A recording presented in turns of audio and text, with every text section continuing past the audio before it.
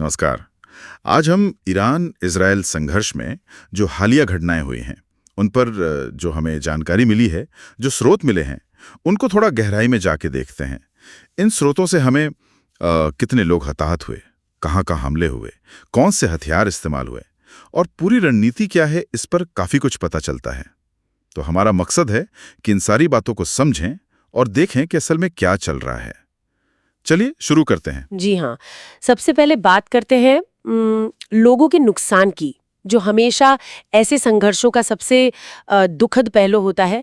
Iran में जो आंकड़े आ रहे हैं वो काफी गंभीर लग रहे हैं। 639 से 657 या उससे भी ज्यादा मौतें। जी हाँ, आंकड़े वाकई चिंताजनक हैं। 639 से 657 से ज्यादा मौतें बताई जा रही हैं और इसमें करीब 263 तो आम नागरिक हैं। लेकिन इसका साथ ही कई बड़े सैन्य नाम भी शामिल हैं, जिनका मारा जाना ईरान के लिए सिर्फ सैन्य तौर पर नहीं बल्कि प्रतीकात्मक रूप से भी एक बड़ा झटका है। हाँ, जैसे कि मेजर जनरल मोहम्मद बाघेरी और IRGC के कमांडर सलामी, राशिद, हाजीजादे, ये तो बहुत बड़े नाम हैं। बिल्कुल। और तो और परमाणु वैज्ञानिकों के नाम भी आ रहे हैं, जैसे फरीदुन अब्बासी, जो पहले ईरान के परमाणु ऊर्जा संगठन के प्रमुख रह चुके हैं, और मोहम्मद मेहदी तेहरानची। नागरिकों की मौत के आंकड़ों में थोड़ा फर्क जरूर है, कहीं 408 बताया जा रहा है, कहीं 224, लेकिन 2000 से ज्यादा लोग घायल हुए हैं। इससे पता चलता है कि हालात कितने गंभीर हैं। और दूसरी तरफ इजराइल में भी तो नागरिक हताहत हुए हैं। हाँ बिल्कुल, इजराइल में भी 24 से 26 नागरिकों की मौत की पुष्टि हुई है। खासकर जो शहरी इलाके हैं जैसे तेल अवीव, बैटियाम, हाइफा, बेरशेबा, वहाँ ज्यादा असर पड़ा है। अच्छा। सिर्फ 14 जून की ही बात करें तो 5 मौतें रिपोर्ट हुई और मिसाइल हमलों से 500 से ज्यादा लोग घायल भी हुए हैं। तो ये दिखाता है कि हमलों का असर दोनों तरफ के आम लोगों पर पड़ा है। सही कहा। अच्छा, इन हताहतों के अलावा ये भी देखना जरूरी है कि निशाना कहाँ साधा गया। इजराइल ने ईरान में किन खास जगहों को टारगेट किया? सूत्रों के हिसाब से देखें तो इजरायली हमलों का मुख्य निशाना ईरान की परमाणु क्षमता रही है, जैसे नतान्ज का पायलट प्लांट, जहां वो नई सेंट्रीफ्यूज टेक्निक पर काम कर रहे थे, इस्फहान में सेंट्रीफ्यूज बनाने वाली इमारतें और अराक का हैवी वाटर रिएक्टर, ये सब निशाने पर थे। हालांकि ये भी है कि फोर्डो की जो अंडरग्राउंड फैसिलिटी है वो काफी हद तक बच गई। इसके अलावा तेहरान, तबरीज, करमानशाह में मिसाइल बेस, बुशेहर का एयर डिफेंस सिस्टम, आंतरिक सुरक्षा का मुख्यालय और वो क्या कहते हैं SPND, जो उनका परमाणु हथियार रिसर्च विंग है, और ड्रोन रिसर्च सेंटर, ये सब भी निशाने पर आए। यानी काफी फैला हुआ हमला था, सैन्य ठिकानों के अलावा भी। जी हाँ, और सैन्य साजो सामान का भी नुकसान हुआ है, जैसे मशहद में एक KC 760 टैंकर विमान, मेहराबाद एयरबेस पर F-14 लड़ाकू विमान और करमानशाह में AH-1J हेलीकॉप्टर भी नष्ट हुए हैं। बाप रे। और ईरान के हमलों का क्या असर रहा? आपने कहा 400 से ज्यादा मिसाइलें और करीब 1000 ड्रोन, ये तो बहुत बड़ी संख्या है। हाँ, ईरान ने भी बड़े पैमाने पर जवाबी कार्रवाई की। 400 से ज्यादा बैलिस्टिक मिसाइलें दागी, जिनमें सेजिल और खुरम शहर 4 जैसी खतरनाक मिसाइलें भी थीं, जिनमें क्लस्टर वॉरहेड लगे थे, और करीब 1000 ड्रोन भी इस्तेमाल किए गए। लेकिन फिर इजराइल का डिफेंस सिस्टम, आयरन डोम वगैरह? बिल्कुल, यहीं पर इजराइल की रक्षा प्रणाली मतलब आयरन डोम, पैट्रियट और एरो सिस्टम, इनकी भूमिका बहुत अहम हो जाती है।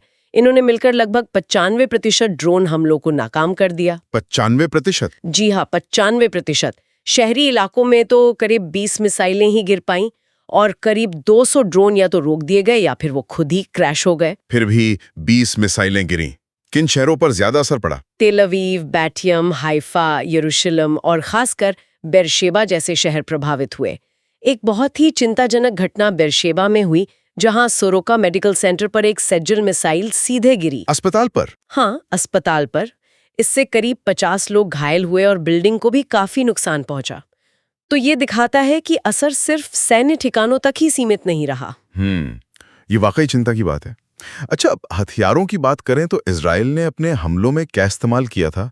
लड़ाकू विमान वगैरह? जानकारी तो यही है कि इजराइल ने करीब 60 लड़ाकू विमान और 120 प्रिसिजन गाइडेड बॉम्ब, मतलब सटीक निशाना लगाने वाले बमों का इस्तेमाल किया। और ईरान ने अपनी मिसाइलें और ड्रोन? जी, हालांकि एक बात और ध्यान देने वाली है।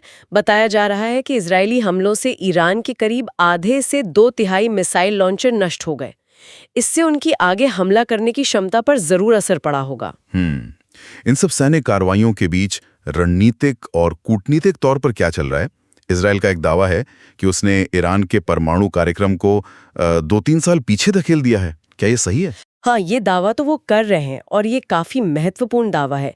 लेकिन जैसा मैंने पहले कहा, ये भी माना जा रहा है कि ईरान की जो गहरी भूमिगत परमाणु सुविधाएं हैं वो सुरक्षित हैं, तो खतरा पूरी तरह टला नहीं है एक तरह से। सही। और हाल के रिपोर्ट्स में ये भी आया है कि कुद्स फोर्स के कमांडर सईद इजादी वो कोम के पास मारे गए हैं।